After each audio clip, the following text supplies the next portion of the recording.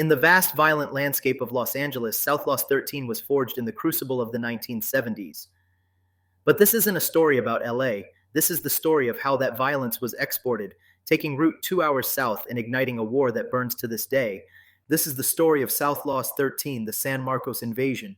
The chapter began in 1988 when a mother moved her family from South Central LA to escape the gang life.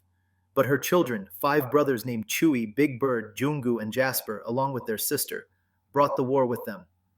They saw San Marcos as new territory. To the small, disorganized local youth crews, the LA veterans were idols. They moved with a ruthless structure the locals had never seen. Recruitment was easy. They absorbed the area's largest crew, Los Pitufos, whose 40 members were jumped in to become the South Los Baby Locos clique. By the 1990s, South Los had over 200 members, controlling the entire east side of San Marcos. Their heartland was Autumn Drive and the now demolished China Berry Street, where they ran an open-air drug market, selling meth and cocaine from hubs like the La Mojarita restaurant.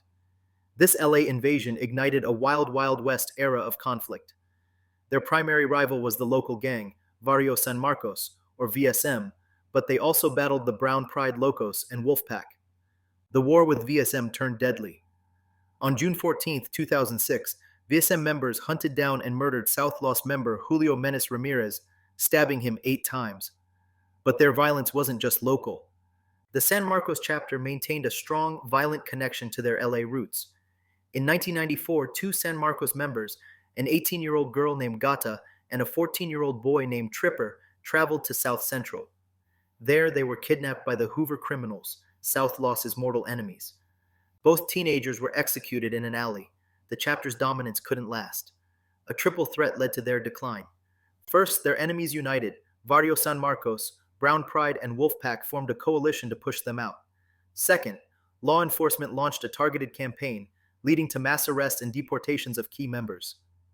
Finally, the city gentrified their turf, tearing down the ghetto streets and apartments that served as their stronghold. Though diminished, a permanent outpost of Los Angeles violence remains, forever locked in a war they started over 3 decades ago.